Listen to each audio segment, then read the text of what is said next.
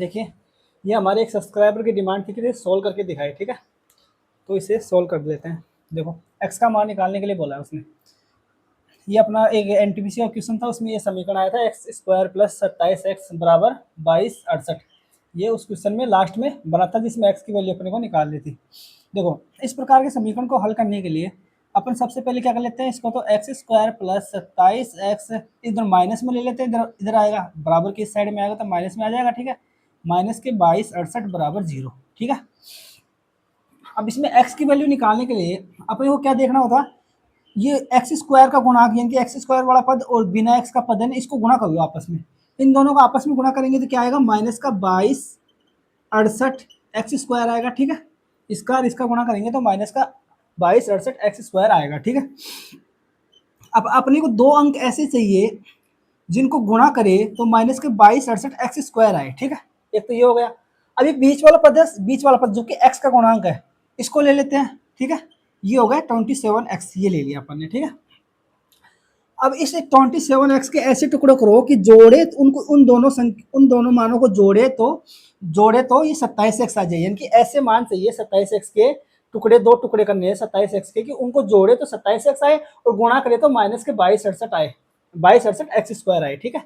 तो गुणा करने के लिए अपन क्या कर लेते हैं, गुणनखंड कर लेते हैं, गुणा करके देख लेते हैं 2268, इनका गुणनखंड कर लेंगे तो गुणा गुणा करने पर तो ये संख्या आएगी उससे, ठीक है? और बाकी जोड़े या घटाए तो 27x आना चाहिए, ऐसी संख्या चाहिए अपने को। तो अपन 2268 का गुणनखंड कर लेते हैं, ठीक है? ये हो गया 2268, ठीक है? दो से भाग देंगे, दो एकम दो, दो एकम दो, दो तिया छः, दो चौका आठ, ठीक है? फिर से दो से देंगे, दो पंचे 10, दो छिके 12 और दो सत्ते 14। फिर तीन का चला जाएगा, तीन एकम तीन, तीन तीन आठ 24, 25 26 तीन 27, ठीक है? फिर तीन का चला जाएगा, तीन छिक 18, तीन तीन, फिर तीन का चला जाएगा, तीन दो 6, तीन एकम तीन, फिर तीन का चला जाएगा, तीन सात 21, सात एकम सात, ठीक है? अब देखो, अपने को ऐसे गुणा गुणा में ऐसे जोड़े बनाने हैं गुणा के रूप में इसके 2268 के गुणनखंड के, कि गुणा करें तो ये तो आएगा, ठीक है? ये तो गुणनखंड है तो गुणा करेंगे तो ये 2268 तो आएगा। किसी भी अपन गुणा करके लेंगे, दो जोड़े बनाएंगे जैसे गुणा कर करके, तो 2268 तो आएगा। अपने को ऐसे चाहिए जिसमें 27x आए, जोड़े या घटाए तो 27x आए, ऐसे जोड़े बनाने हैं। तो बनाते हैं, 7 या 21, 21 42, 63, 63, यहाँ तो कितना हो गया 63, एक तो हो गया 63, ठीक है? 63 हो गया। और दूसरा देख लेते हैं, दो दूनी चार, बच गया जो देख 7 या 21, 21 21 63। फिर आगे देख लेते हैं, तीन तिया 9, 9 दूनी 18, 18 दूनी 36, 36 आ गए, ठीक है? एक तो ये गुणज बन जाएगा इसका, ठीक है? ये भी गुणज बन रहा है ना, गुणा करेंगे तो 2268 आएगा।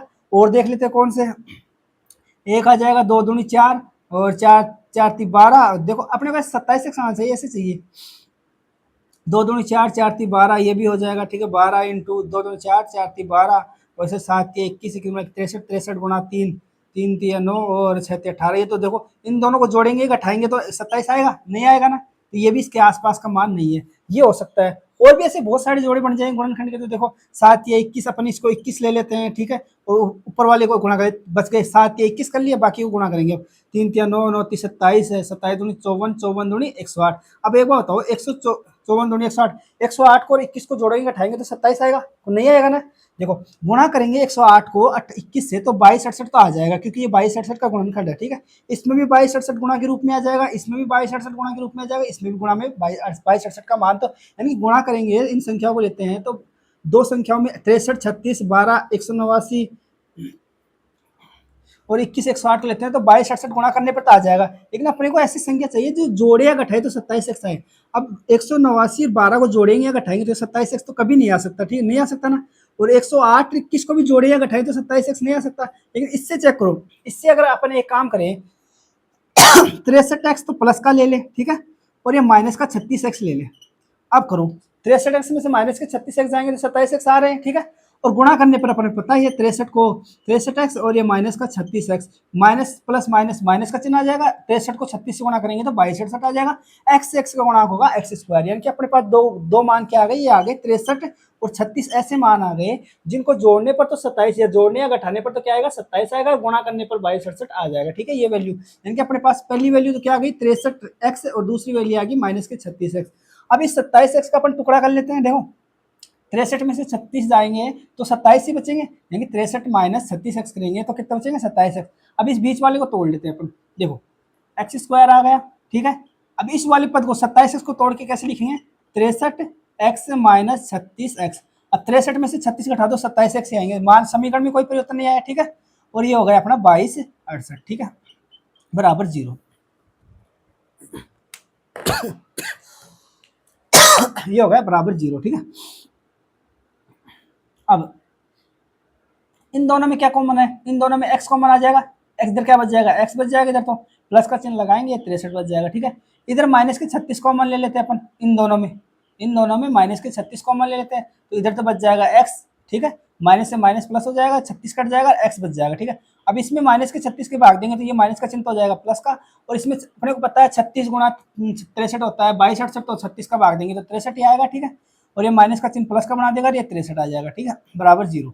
अब इन दोनों पदों में देखो, इन दोनों पदों में क्या है, x प्लस 63 कॉमन है, तो x प्लस 63 कॉमन ले लेते हैं, x प्लस 63 कॉमन ले लिया अपन ने, इधर तो बच गया x बच गया, इधर माइनस के 36 बच जाएंगे, बराबर 0। अब दो संख्याओं का गुणनफल 0 कब हो सकता है, देखो ये एक संख्या है गुणा में दूसरी संख्या है, इनका गुणनफल 0 कब हो सकता है, जैसे a इंटू बी बराबर 0 तभी हो सकता है जब या तो a बराबर 0 हो या फिर b बराबर 0 हो, ठीक है, तभी हो सकता है। इन दोनों संख्या में से एक 0 है, इसका मतलब अपन कह सकते हैं x प्लस 63 बराबर 0, ठीक है, या फिर x माइनस 36 बराबर 0। इस समीकरण के दो मान आ जाएंगे, x बराबर माइनस के 63 और x बराबर प्लस के 36, ठीक है। बस यही था इसका सॉल्यूशन।